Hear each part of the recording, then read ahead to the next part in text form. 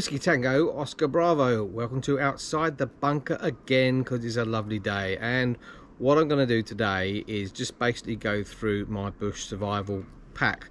Now, on a previous episode, I went through some masks that are really good to have if you're caught in a bushfire or smoke. Now, I live in the hills up in Perth, and it's always a threat that we can get caught in a bushfire.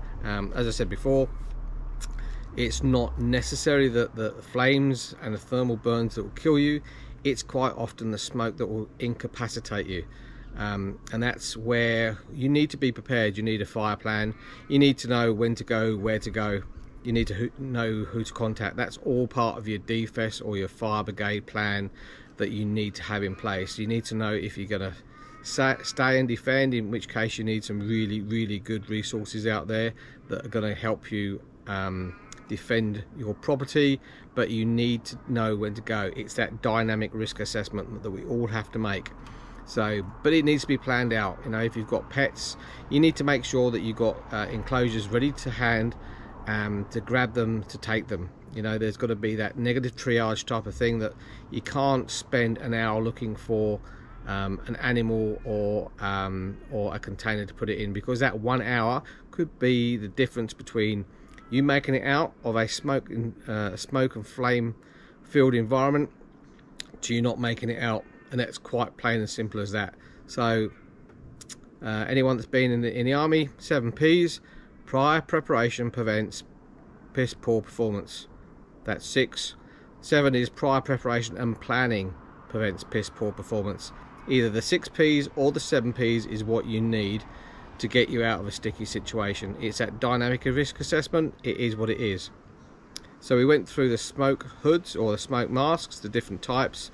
Some were bulky, some were not. I went through the ones that are supplied by Survival Supplies Australia. Once again, if Mike does his job properly, just have a look down below and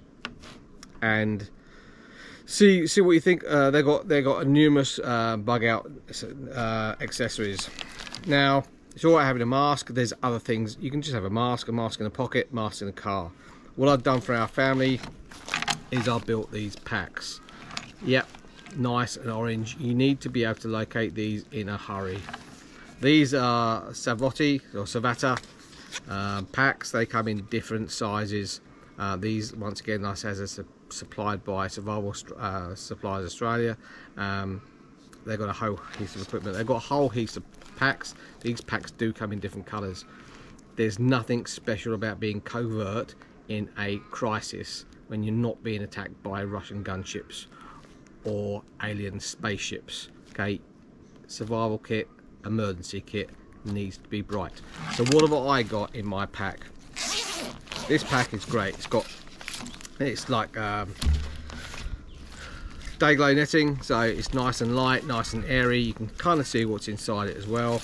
It's got this funky hook and loop on the back, so we can attach this to any number of things, and it will be able to grip onto there.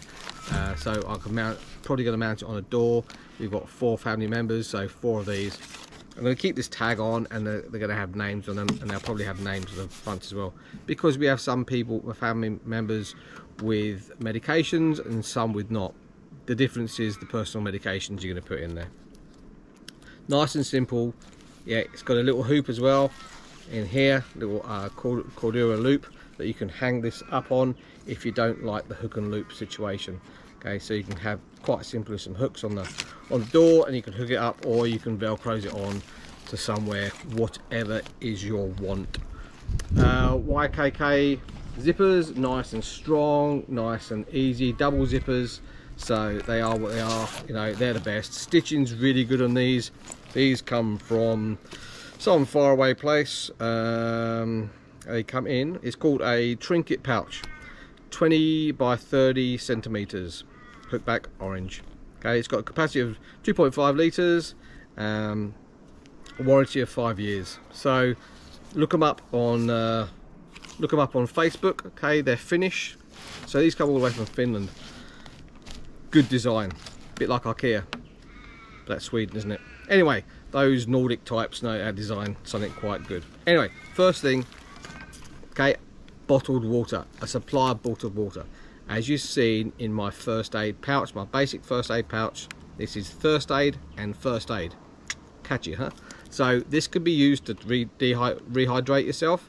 Let's face it, when we're running around, if we got caught in a fire, then you're going to get thirsty. It can also be used as an irrigation. So if you do get burnt, this is your nice, sterile or potable water to be able to cool down your burn and wash your burn out. Okay, so water is essential for life.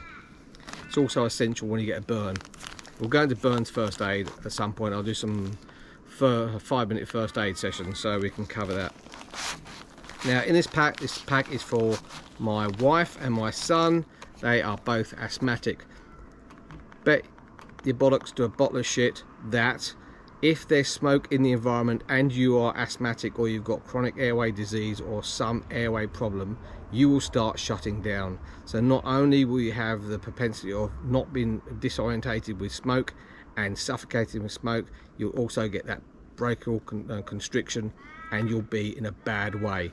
Okay, rightly or wrongly, this is a bronchodilator, so if you're asthmatic, you need it. Also, if you're not asthmatic, and this is not personal advice, I'm not going to get sued on this, but if you're not asthmatic and you happen to have your bronchial shut down by some trigger mechanism such as smoke that might have some reaction to your lower airways, then it's a bronchodilator, so it can be helped. But certainly if you have personal medication, if you're insulin diabetic, then you obviously can't carry insulin on there, but you can carry other forms of medication on you. Beware, okay, because you will be separated from your home for hours, if not days. Okay, you may not get to a medical aid station for a number of hours, especially if the whole place goes up. So personal medication.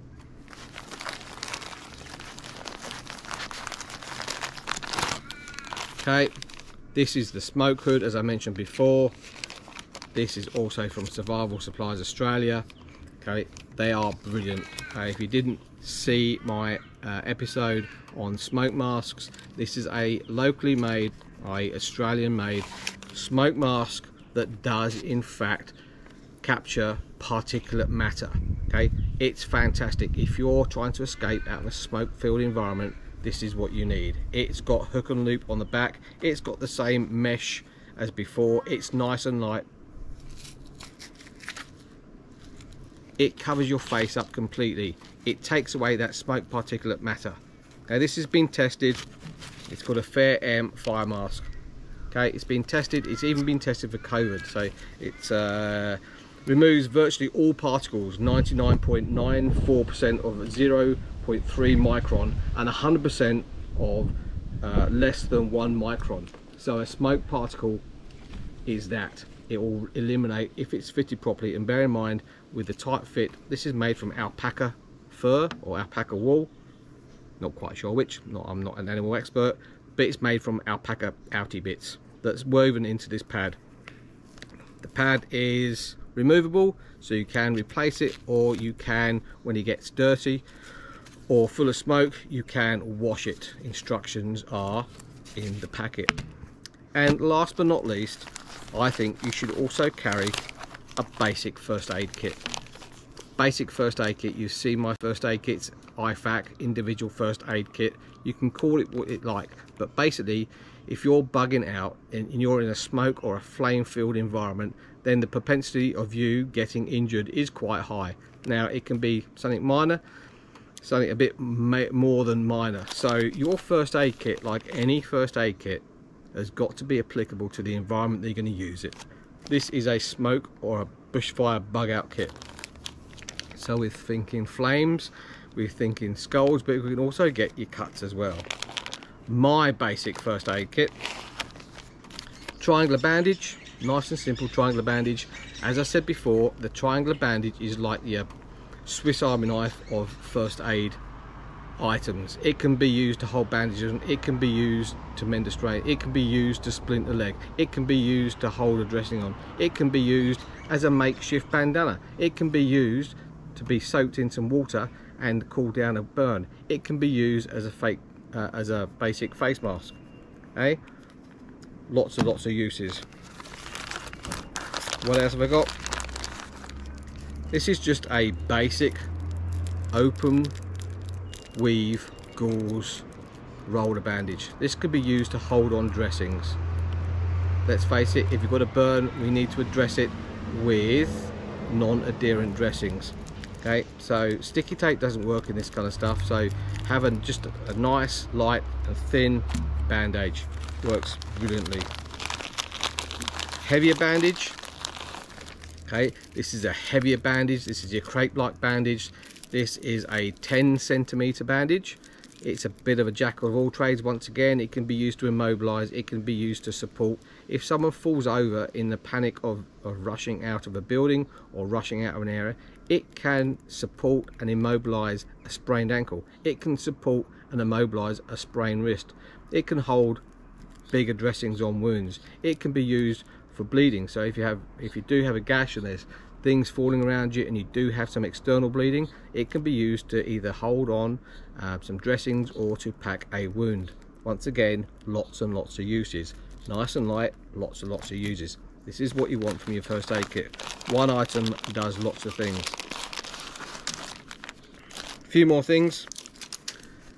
I've mentioned personal medication. Well, there's personal medication which is specific to an injury or illness. That's your Ventolin or your salbutamol, your Bronchodilator. You've also got your general, this is just Panadol. Panadol, aspirin, whatever your drug of choice is for basic pain. Let's face it, if you get scalded, if you get burnt, if you fall over and you've got pain, you might be in that situation until you get to a first aid dressing post or an aid station. The ambulances will be chock-a-block with more acute cases. Sometimes you're going to have to look after yourself, and this is when your basic analgesia medication comes into it. Thermal rescue blanket, once again, you know, the stretch of the imagination, it can be used as a fire shield. It will certainly reflect heat, so if you do have to make that mad dash through a heat environment for a short period of time, bear in mind this will melt if it comes in contact with heat, but for radiant heat, if the flames are coming towards you and they're not close enough to burn you, this will reflect a damn sight lot of heat. Okay, you can also use it on a shock patient. If you've got someone who you're looking after that's been soaked and is now suffering from cold, let's face it, fires happen in the cold as well, and certainly if someone gets drenched with water, or they can go into shock. Okay, so it's a basic hypothermia blanket, survival blanket, call it what you want. You can also use that to signal sometimes to helicopters if you are in dire need of attraction. Let's face it, we've had evacuations and you've had to indicate to the rescuers that you need help. It's just an aid. Don't want to go crazy with these. 2 sizes of non-adhesive sterile dressing if you can. Not adhesive. You don't want adhesive things sticking to your wounds or your burns. Basically, for a burn, you need to cool it down. You need to dress it with non-adherent dressing. This is what cools it down. Then you dress it and you can hold it on with your smaller bandage. Okay, so like I said, it's a small kit, but it can do a lot of things. What else have we got? A few other things in here.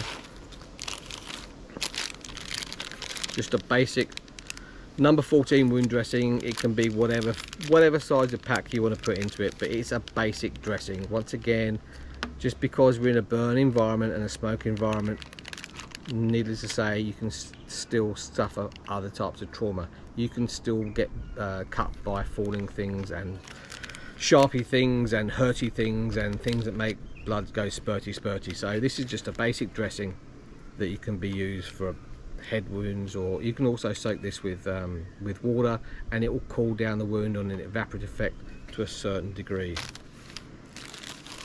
In the smaller pack, okay, as I said before, first aid packs need to be applicable to the environment that you're packing it for. Okay, in this case, a couple of sachets of burn cream. This is ideal for small surface burns, Basically you can put it on, it's sterile. Most of these have got tea tree in them, and it works off an evaporative type of process. So if you do have a wound and you've run out of water, or your water's been drunk or used on a larger area, you can put this burn gel on, and through latent evaporation it will cool your burn down. It's sterile, so it's not going to add that infection to it, and then you can address it with your non-adherent dressing wrapped up with your bandage. 2 more items. Simple plasters. Okay, if you get cut, if you get small burns on your fingers and stuff like that, okay, they can be used to cover and to cushion them. Also you get scrapes and stuff. Also there's some I prefer iodine in my first aid kits rather than alcohol. Alcohol's kind of only got one kind of use. It can be used as a disinfectant. It evaporates really quickly, whereas your iodine, as we'll go through when we go to our field studies and our field trials with this iodine, if you do get an infected wound, you can put your iodine tab in your water, and you then got a weak iodine solution that you can use to irrigate a wound. Last but not least, okay, it's a double-sided razor. They are cheap as chips. Okay, this now is razor sharp. Why is that? Because it's a fucking razor, that's why. Okay, so nice and light. How much room does that take up? Sits with your other dressings. You can use it to start cutting open clothing, whatever you want to use it with. You can even have a shave if you like. If you want to look your best when you turn up at that lovely first aid and you've got a little bit of designer stubble, you can have a shave as well. This all goes into a pack. I will then shrink wrap this, vacuum seal it, so it stays nice and fresh until I get to use it. Anyway, this is a short video. This is just about my bug out bag that I'm going to use for my bushfire season, to carry my bushfire equipment in. It's what I carry. What do you carry? Okay, it's all open for discussion. As I said before, everyone's got their own different ideas. This is my take of it. I've been around bushfires and emergencies long enough to be able to pack. It's got to be available. It's got to be small. You can't have a massive pack, because it's just not going to get used. It's going to get pushed in some faraway place. When you come to it, then you won't be able to find it or use it. As I said before, think about your bushfire plan. Think about your 7 P's. Prior preparation and planning prevents piss poor performance. When it happens, you need to react quickly. That dynamic risk assessment needs to be happening there and then. Okay, well, thanks very much. I'm really enjoying some of your comments that you're making on our channel. I appreciate the fact that you're watching this. This may help save a life. This may help make your escape that much smoother, and that's what we like. If you like this channel, like it on the bottom, or subscribe to our channel. I'll be coming up with more medical stuff. I've got some Special Forces Airway stuff I'll be doing, and some medical equipment, and some more bug out gear, some more survival equipment, maybe some fire equipment. We'll be going out camping. We'll be doing lots of stuff. We'll just be having fun now the weather's cooling down. Once again, thanks very much for watching, and until the next show, let's go.